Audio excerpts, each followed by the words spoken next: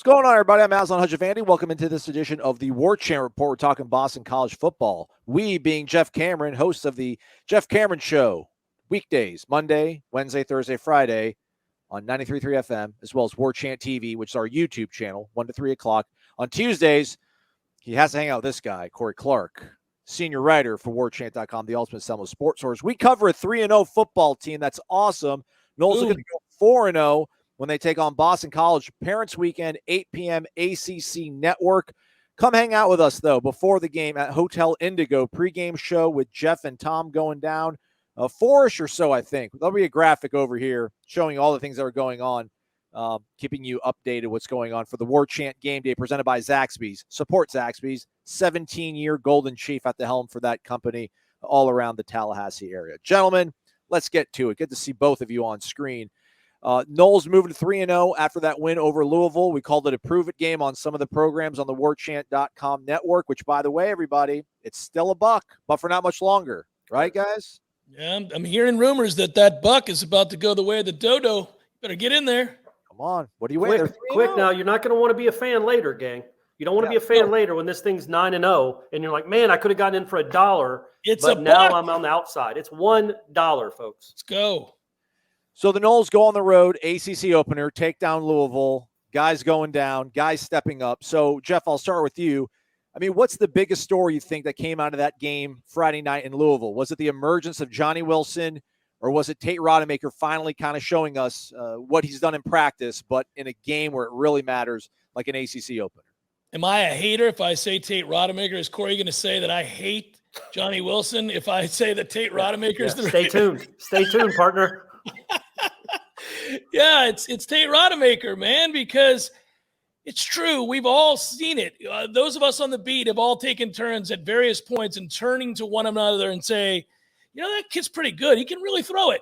And then he gets a chance in the game, or he gets a chance in a spring game, or he gets a chance in a scrimmage, and it just doesn't happen for him. And listen, the bottom line is, we know how much better Jordan Travis is right now than he was a year ago. He looks like an elite quarterback in this league. Hell, he looks like one of the best college football quarterbacks around the country. But he's also been a kid who frequently has gotten hurt. Now, I don't like to throw that on him, but he got hurt. Nobody was stunned he got hurt in that game. And the thought was, after Tate threw that interception, Aslan, Corey, you guys, come on. We all immediately went, well, that's a wrap. That's a wrap. Kid just doesn't have it. And so I'm so happy for him. But more importantly, beyond the human part of this, being happy for a kid, you have to have a viable backup. It shouldn't be a death sentence if your starting quarterback goes down for a quarter or a game. It shouldn't be a lost season if he's going to miss 6 quarters of football. So it's good to see Tate make some plays because we know that ability is in there. Now he's done it in a game. Perhaps he believes that's who he is, and they can count on that if he has to come back in there, maybe even start this weekend. We're the adversary you have here now, Corey. Usually you can just roll over my replies, but that was pretty strong. Lots of logic, stats, reasoning. What do you think, man? What is? Do you disagree with anything that Jeff has said? What was the biggest outcome for Florida State in terms of the trajectory? Is it the fact that the floor has been raised because Tate is kind of as good as we hoped he would be in practice, or is this Johnny Wilson guy changing the entire calculus of what this team can be? Well, Jeff, once again, shows complete ignorance in everything he talks about. That's obviously. We should just make it one of these shows, Jeff, where we just go back and forth. It's around the horn. No, he made some very strong and valid points. I think if I thought Jordan Travis was going to be out for the season, then I think Tate Rodemaker's development is by far the biggest story. But I think because we hope that if he's out at all, it'll be for a game or two. So it's awesome that Tate Rodemaker showed he could do it, but I think for the extent of the season, having a dude like Johnny Wilson changes the complexion of the offense because it now on tape, as Alex Atkins said on Monday, he showed everyone he's a problem. And you have to game plan for him, and you have to move a safety over on top of that, probably a lot.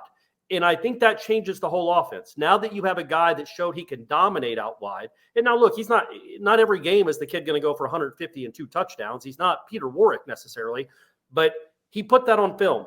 That now everybody has to adjust their game plan for Florida State because of that freak outside. And when you do that, it should open up everything else. So I think in the short term, yes, Tate Rodemaker showing that he's viable is a huge deal for this football team and for this offense. But if you're talking about November, when hopefully a healthy Jordan Travis, or maybe October, like early October, heck, maybe this Saturday, a healthy Jordan Travis is out there, man, having 14 on that one side of the field changes everything. And I think what he did on Friday night in Louisville really kind of changes what you think this offense can be, right, Jeff? Like having a dude that can be that much of a difference maker out wide kind of changes what we thought the ceiling of this offense could be. Yeah, I don't disagree with that, Corey. I'm excited. I mean, there's not really a wrong answer there. You got to have a viable backup. Tate Rodemaker proves you can still win a football game even if your starting quarterback goes down, and you can do it in a hostile environment on the road. Louisville was desperate, all those things. But you're right, Corey. Jordan Travis, who has taken this huge leap forward, now has a viable potential star on his hands at wide receiver. And that does change the calculus a little bit here. I actually think Jordan was well on his way to having another one of these nights where we would have led with that conversation. Again, he just looked so much more comfortable than a year ago, and his command of this offense is devastating to opposing defenses. It's nice that you might have a superstar on your hands. Again, Johnny Wilson had a huge night. I love it. Can he keep it going? Because if he can, and he potentially could, if he does, then this offense is really wide open, especially with the command of the quarterback and an emerging superstar in Johnny Wilson. And I love the answer he had, Aslan. You were in there in Louisville when we got to talk to him. I think it's the first time we've talked to him I don't know, man, since early August or maybe even the spring. But when I asked Johnny Wilson about what it was like to showcase himself like that on a national stage, he's like, yeah, it felt good, but it's college football. You've got to stack them. You can't just do it one time and think you've arrived. I thought that was a great answer because I think it's true, man. Anybody can have one great game. Can he stack it, especially now when defenses are certainly going to be paying much more attention to him? Can he stack these performances on top of each other and not be a 1 or 2 week wonder, but be a season-long star? Yeah, I'm sure a lot of that also comes from the head coach because we've heard Mike Norvell talk this entire week about not being complacent, pushing, getting improvement every single day they're able to. So, credible sort of development there offensively for what Johnny Wilson could possibly be. I just almost want to just take in the fact that, again, we're covering a 3-0 team. We're talking about what's the coolest thing that happened from a win. And now we have to kind of look at maybe, some potential concern, but hey, you can't always have everything rainbows and lollipops. But right now, depth is being kind of taxed, it feels like, Jeff. I mean, Robert Scott went down in the game. Malcolm Ray went down in the game. So did Jared Verse. Fabian Lovett didn't make the trip. Obviously, we're going to have to monitor the status of Jordan Travis. So, like right now, we're constantly, at least I am constantly kind of fluctuating and resetting my mind. How many games can they win? But depth is going to probably, I don't know, will it catch up to them at any point? Right now, like on a scale of 1 to 10, Jeff, how concerned are you with this team being able to kind of have enough pieces to stay competitive, win the games that they can win for the remaining part of the season with all these injuries that seem to be kind of piling up? Yeah, I'm very concerned, and I don't know how you couldn't be. I mean, they've been incredibly unlucky. If you think about it, again, you lost 2 offensive linemen for the season before any of this got started. I mean, obviously, Bless Harris gets hurt in the opening game, gone for the year. Caden Lyles never got to play in a game, gone for the year. Now you have a situation where your left tackle goes down. We don't know how long he's going to be out, so you're already taxed at tackle, that's for sure. You have a situation where Turnentine, you could tell they wanted him to play guard. He's having to play right tackle. I don't love him over there on the right side, but I don't really know who you go with if you don't start him. So if you have another couple of injuries, you could be in trouble. Let's not forget, Maurice Smith has been banged up this year. He's been able to play through it, miss some time, come back.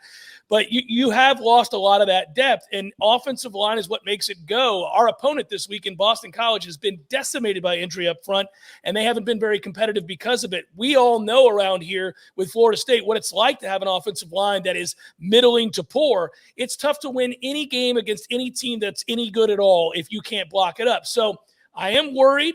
Cross my fingers for Robert Scott that he's able to get back. Fabian Lovett is a dominant defensive player in the middle of the defense and a guy that was sorely missed on Friday night. You could see his absence makes a huge difference. Nothing against those other guys, but none of them are Fabian Lovett. And you really don't have a viable pass rush off the edge if Verse is not there, not with any consistency. So everybody should be concerned. Now, the good news is it doesn't appear anyhow at the time that we're recording this that these guys are out for the season or anything like that. You have to hold your breath and hope that they come back within the next couple of weeks. The bottom line is this: get to 4-0 and then find out who you got coming back. Hell, get to 5-0. Wake Forest hasn't played well at this point. You're going to have a stretch of games, Wake, NC State, Clemson, where really it's going to dictate, is this a magical season at hand, or is this just a good year where you're hoping to kind of crawl across the finish line with all these injuries and get to 7 or 8 wins? It really depends on how many guys you get back and how soon. It's a tough spot Alex Atkins finds himself in. Already, as Jeff pointed out, 2 guys lost before the season really got fully started with that LSU game. But now we're talking about defensive line possibly facing some problems when it comes to depth, Corey. The best teams seem to always be the ones that have really good injury luck. Rarely does attrition hit the top teams. How much of a concern is it right now for you looking at Florida State, especially the guys that went down in Friday's game against Louisville, for what they can be moving forward?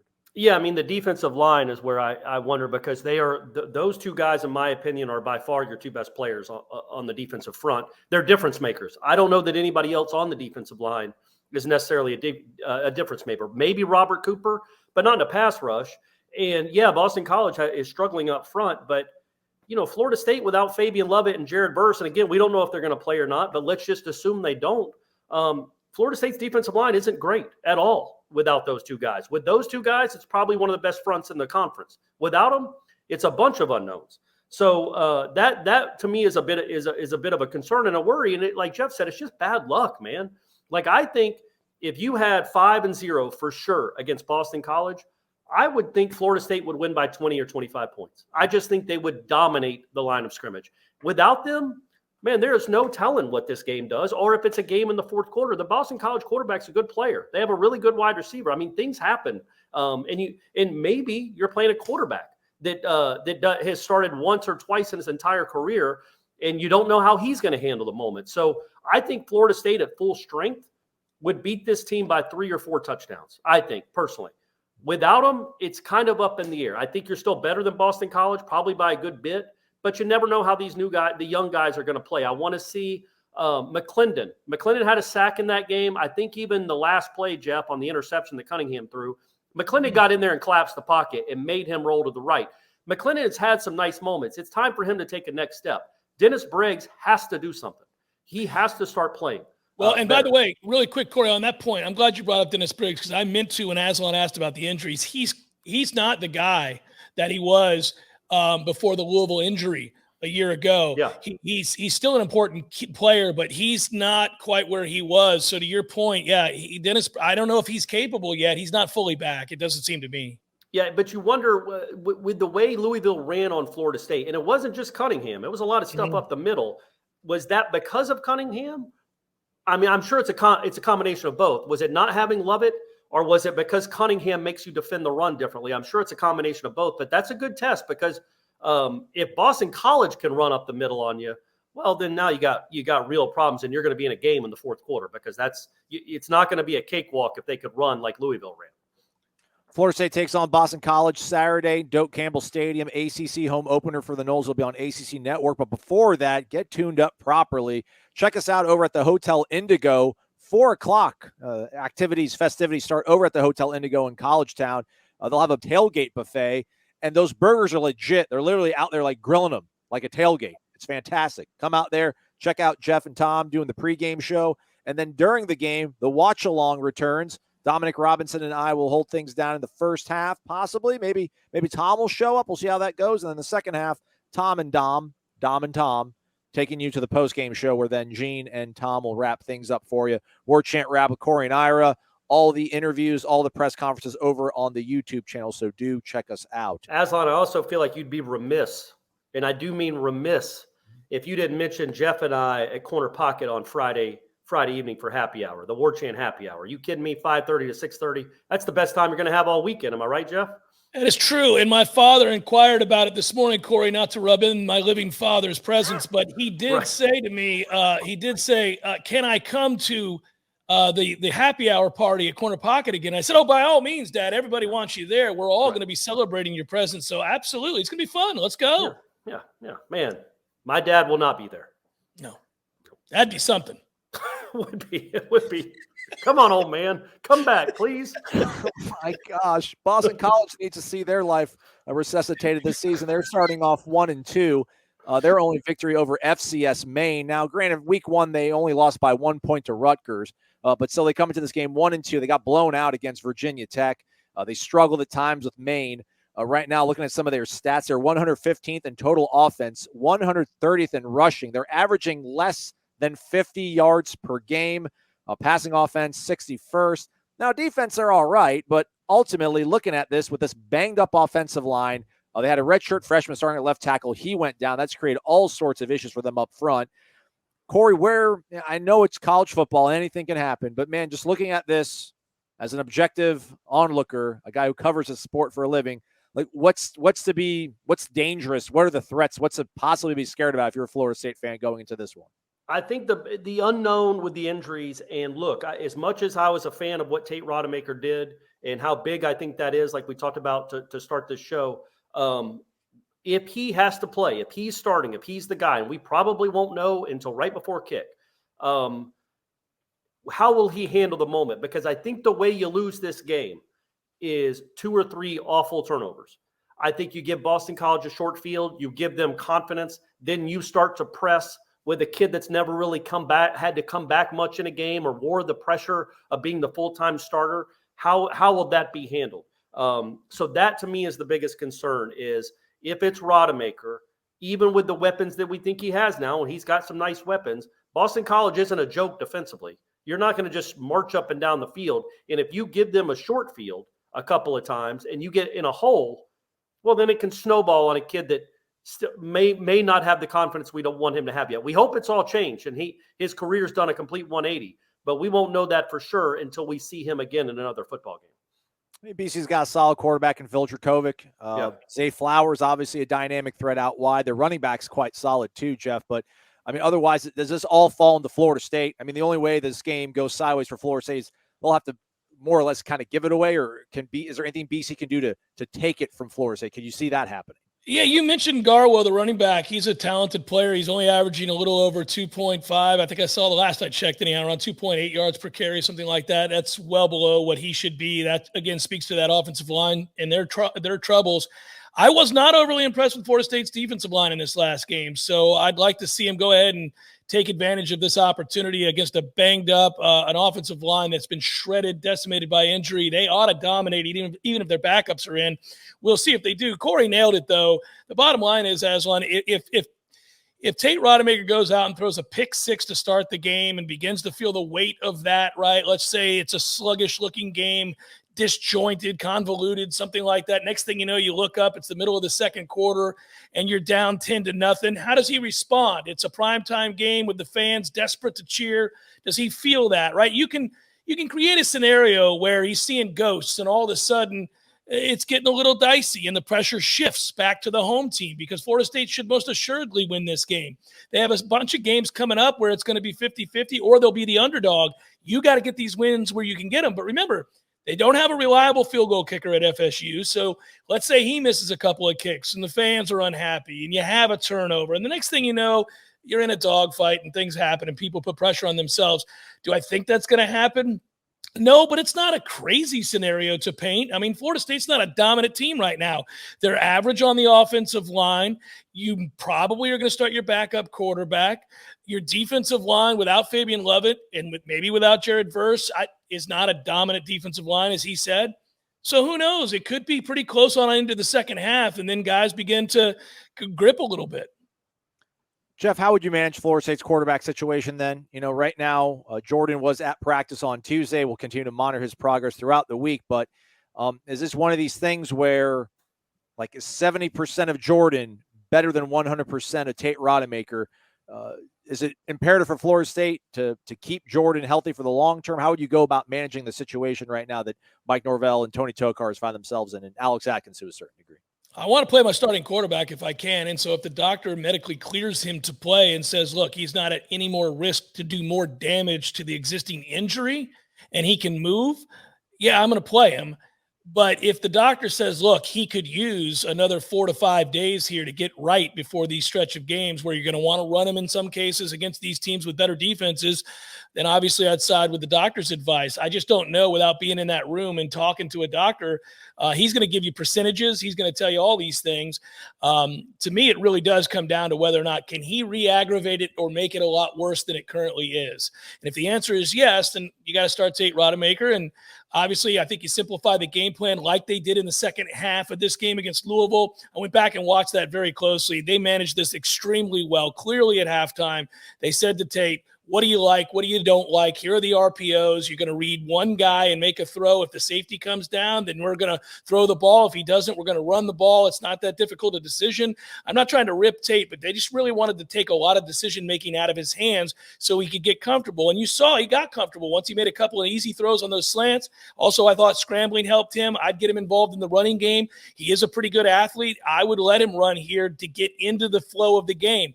We'll see if they do that, but yeah, as far as answering the question about Jordan Travis, if he feels good and the doctor says, hey, he can't really do any more damage to the injury, it's not going to get any worse, I'd play Jordan Travis. But without being in there, I don't know how to answer it completely. Corey, the quote from Coach Norvell on Tuesday was, we're evaluating Jordan on how Jordan is doing. Jordan, as the week progresses, if he's prepared to play, he's going to play. So sounds like he's probably not trying to save him for anything.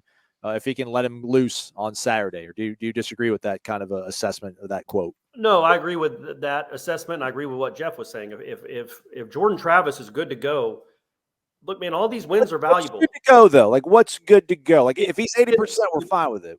No, I mean, I don't know how you put a percentage on it. If he can take snaps, make reads, step, throw, move around, he's not going to run for 100 yards. But man, my man's run for like 35 yards the whole season. That's not even a part of his game anymore. Or I shouldn't say that, but it hasn't been. He can beat you with his mind and his arm now. So if he can go out there and take snaps and not risk injuring it more, like you're always at a risk. It's football. He could get rolled up on again, and who knows what happens. But if there's no risk of him planning a wrong way and then being out for 6 weeks, then I just think, man, all these wins are valuable. You know, it's great that you started 3-0. You would undo a lot of the good you've done if you lose at home to a 16-point underdog in Boston College. And the chances of that happening with a healthy starting Jordan Travis are much more minimal than if you had a backup quarterback playing. That's just the nature of sports. You don't want your backups to play if your starters can. Tate Rodemaker's a backup for a reason. All right, that's not fair. I don't want to be rude to the kid. Jordan Travis is a starter for a reason. He's the better of the two. So if he can play, he needs to play. You can't start cashing chips and worrying about being 5-0 or 6-0 or NC State until you get to 4-0. And if he can go against Boston College, use him. Big time weekend for Flores Hagen. This is the first home game in about a month. Join us over at the Hotel Indigo for Warchant Game Day presented by Zaxby's. Food, spirits, Jeff and Tom getting you ready for the game. And then what's going down Friday, guys? What time is the happy hour at the Corner Pocket Bar and Grill? 5:30, buddy. 5:30 to 6:30. We're going to put on a show you won't believe. Pyrotechnics this week, right, Jeff? Yeah, and Corey and I are going to sing a duet. Yeah, we haven't decided yet. Islands in the Stream or Shallow? Well, I always feel like neither of us have the range for Shallow, so Islands in the Stream is where we got to go. Yeah, we'll finish off the show with that. So if you can't make it, you can tune in and watch, but you really want to be there. Yeah. You do want to be there because it's tough when you're at the house. You don't get the same feel. There's such an electricity in that room when the two of us walk and take the stage. You got to see that in person. Yeah. You got to feel that. You know what I mean? Absolutely. Well said. My aura needs to be recharged. I go there and I put my hands on top of their ball caps and I just feel the energy pulsing back into my soul. We go bald for bald right here, and it's just it's two orbs. I'm almost there. All right, it's time for us to make our picks. But before that, the rest of the Warchant staff, not on the panel, tells us who they think is going to win. I've got FSU winning this one pretty comfortably. I think coming back home is going to be a real nice boost for them. I think this is a game Florida State can win comfortably, even if quarterback Tate Rodemaker is the one who starts under center. And I really like the matchup for FSU's defense going up against Boston College's offense. I think things are going to be a little bit easier this week, not going up against a scrambler quarterback, a dual threat type of guy. I've got Florida State winning 34-17. All right, everybody, the Noles are on a winning streak. I picked them 3 times. They've won 3 times. This week is not about the X's and O's and the finer details. It's about taking care of business. No complacency, no turnovers, and staying healthy because the next 3 opponents are big-time opponents in Wake Forest, NC State, and Clemson. Does Florida State get the job done? Yes, Florida State does. Is it pretty? I don't think it's going to be pretty. I'm going to take Florida State 28, Boston College 10, and bring on a big-time game against Wake to go 5-0. See what happens. We don't know if Jordan Travis is going to play. We don't know if Fabian Lovett's going to play, or Jared Burse, or Malcolm Ray, or Robert Scott, or Duke Cooper, or Deuce Spann. We don't know who's going to play for Florida State in this game on Saturday against Boston College. What we do know, my friends, is that Boston College's offensive line is going to be playing in this game. And for that reason, and that reason alone, I think Florida State's going to win comfortably. I think FSU is going to win this game by about 31-10. I like the Noles to cruise. If Jordan Travis plays, I think they may win by more than that. If he doesn't, it might be a little bit less, but I'm cutting the difference. I'm going to say 31-10. Florida State with a win to improve to 4-0 in the season, setting up an epic showdown next week against Wake Forest. The Noles are going for a 4-0 record this Saturday night against Boston College. Like most people here, I'm sure everyone's going to pick Florida State. I think it's going to be a little bit more of kind of a workmanlike effort for Florida State. Now, the one thing you got to love is how BC has really struggled running the football. 1.7 yards per carry. They rank 130 in the country. I like the Noles in this one to continue to be undefeated, but it may not be as pretty as I think people are hoping for in this one. I think all the injuries, a little bit of a letdown after those two exciting games on the road. So give me the Noles, 24-14. They don't cover, but double-digit win going on to 4-0. Thank you, gentlemen. Let's get to it then. Gentlemen, here with me on the panel, Jeff Cameron and Corey Clark. 8 p.m., ACC Network, Florida State currently a 16.5-point favorite over Boston College. Give me the score. Give me your prediction, Jeff Cameron. Oh, man, I get to go on the spot. I think it's going to look a little disjointed, guys. I think they're going to simplify the heck out of the game plan, and you kind of you're going to be happy about a win, but I don't think it's going to be a blowout. I really don't. Unless that offensive line for BC, which is bad, is just incapable of even standing upright against Florida State's defensive line. If that happens, then obviously Katie bar the door. But I'll just say this. I like Florida State to win. Here you go. A couple of field goals in here, guys. 27-10 Noles. Ooh, all right. That's good. That's comfortable. We're winning big. That's not win small. You're It's covering the just spread. You're covering the spread right there. Yeah, 27-10 action, guys. All right. What about you, Corey? How bullish are you on the Noles despite all these injuries? I am bullish. I think that win on Friday night should have done a wonder for their confidence, building on, stacking on, as we talked about after the LSU win with all the adversity they faced. I agree with Jeff. I don't think it's going to be a cakewalk by any stretch. I do think it'll be a game in the fourth quarter. And I think Florida State wins 30-20 on the strength of 10 Ryan Fitzgerald field goals. He's going to set a college football record. I would love to see them up 27-20 late in the fourth quarter and him nail, I don't know, man, a 34-yarder to put the game away. Maybe that's what could get my man going. But yeah, I feel like Florida State wins somewhere in the neighborhood of 7 to 10 points. All right. I'll go 34-27 Noles. Okay, nice. Yeah, I just I'm feel going to be like disturbed if BC's offense scores anywhere near the 2-point totals you guys suggested. That's 20 isn't crazy. 20 isn't crazy, Well, especially if they get a short field. Jeff is right. I think the over-under is like 48.5. I mean, guys, that's not a good offense. I'll be a little bothered. He's right. Well, right. Well, Louisville wasn't a good offense, and they put up 31. I think without Burse and Lovett, there's going to be some warts in this game if those two players don't play. That's a wrap for us here on the Warchant Report. Thanks so much for watching. If you want more, you definitely want more. We know you want more. Hit the thumbs up, subscribe to our YouTube channel and warchant.com. It's still only $1, everybody. And listen to the Jeff Cameron Show the rest of the week, 1 to 3 o'clock, getting you ready for the game. Happy hour Friday, 5:30. Pre-game show at Hotel Indigo Saturday, 4 o'clock. Come hang out with us. We love it. For Jeff and Corey, I'm Aslan. Thanks so much for watching this edition of the Warchant Report. Peace.